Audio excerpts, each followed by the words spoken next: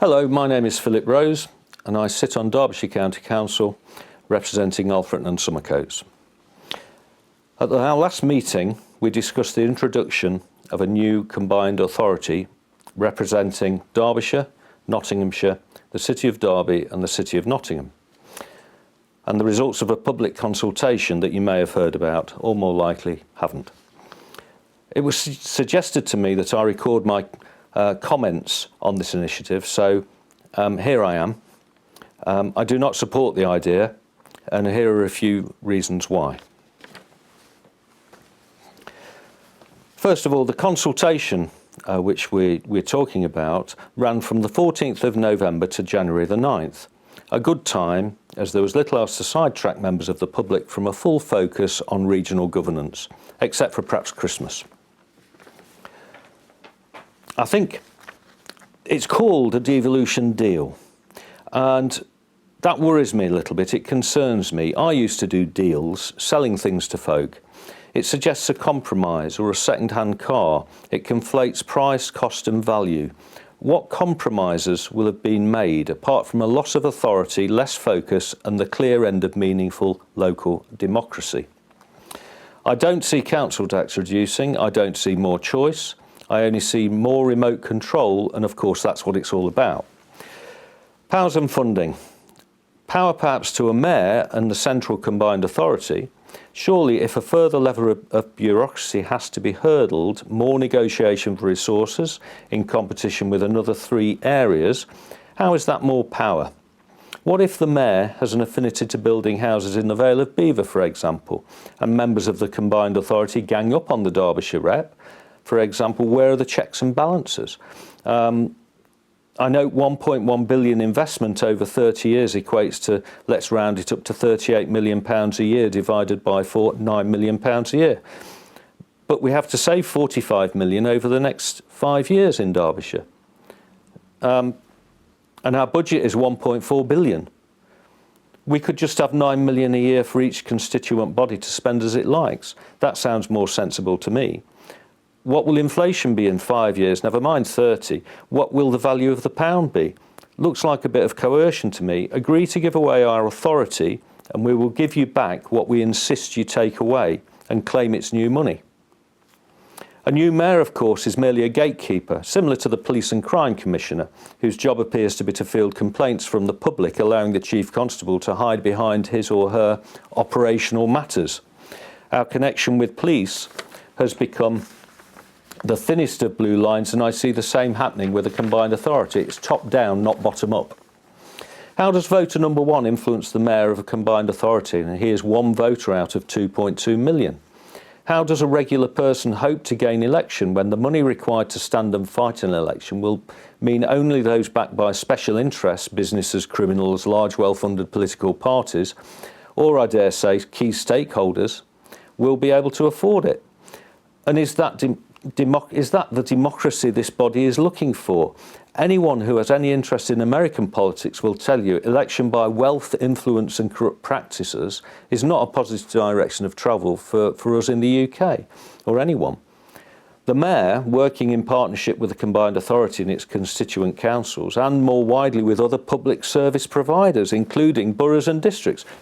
Well, who else apart from boroughs and districts? What does this mean? It looks like non-elected bodies will also have a seat at the combined authority table with zero accountability to voters. Is that more or less democratic? The communications campaign for the consultation didn't reach me, and I was searching for it. I found no hard copy material but did manage to locate web access. To encourage participation in the survey, and ensure key stakeholder groups and communities of interest and identity were engaged. This is what the consultation says. So surely every individual is a key stakeholder because it's going to affect every individual.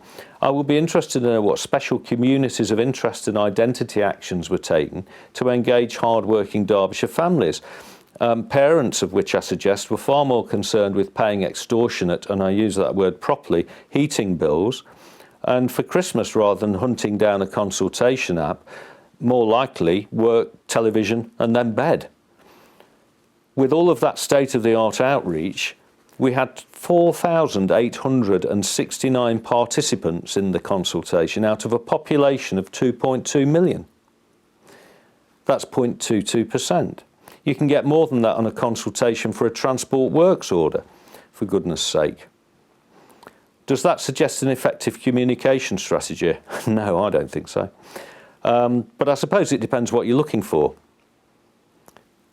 4,751 online responses. So how much effort into hard copy distribution was really made? 118 out of 2.2 million. I don't believe a target of 4,000 is acceptable for such an important change, and that's what the target was. Again, it depends what you're looking for. Why was a target of 500,000 not sought, or 100,000? That might be of more value to the discussion. Now, let's look at the analysis of the responses. Now, this is the wording from the consultation report. The overall response to the consultation shows that there was a majority in favour of the proposals relating to homes, skills, transport, reducing carbon, net zero and public health. If we look at the actual wording on the report into the consultation, the overall response to the consultation shows there was a majority in favour of the proposals relating to homes, skills, transport, reducing carbon, net zero, public health. There were fewer responses in favour of the proposals relating to governance. In fact, there were more responses opposing the proposals relating to governance. Okay, it's an interesting way to turn it round. The majority of comments indicated the main concern with the proposed governance arrangements was in relation to the proposal to have an elected mayor, which is required to secure a level 3 devolution deal, which is what we apparently are going for. Now, actually, I think an equally accurate analysis of the responses is the overall response to the consultation shows there was a majority against the proposals relating to governance. There were fewer respondents against the proposals relating to homes, skills, transport, net zero and public health. Of course, none of these proposals require a change in governance, as the 4 authorities are currently responsible for these areas and work together anyway without a combined authority sticking in its oar. Of course, respondents want more resources. Perhaps a further question could have been, are you willing to give up your local democracy in favour of resources that are clearly being withheld until you agree to do so? Of course, the consultation was lawful. That in no way mitigates issues of process, which are being clearly managed to minimise risk of the wrong result and still managed to fail. Parts of the report say it appears to be accepted in C that the consultation is a paper exercise to manufacture a positive response by avoiding notice of any negative impacts. Like many other burning issues, Ukraine, COVID, Nord Stream pipeline, for example, it appears acceptable to push a narrative with little regard to the truth. Of course, in many political theories, particularly authoritarian ones, truth is subjective. Respondents complained of a done deal. Of course, that cynicism is born out of experience. For example, vote for Brexit, get an 80-seat majority, and 7 years later, we're still shackled to that body. Hence this combined authority concept, which becomes, in short order, the EU's regional government plan that people like me fought to prevent. We won the battle, but the war continues. I note the Greater Nottingham Housing Market Area and the Derby Housing Market Area were first steps to remove powers from local authorities, and that's nearly 20 years ago, just under 20 years ago, where local authorities were forced to accept housing development based on centrally managed targets. The combined authority will now perform that task. Even though a majority were against the governance proposal, which is the key proposal, we are ignoring them and focusing on those who were supportive.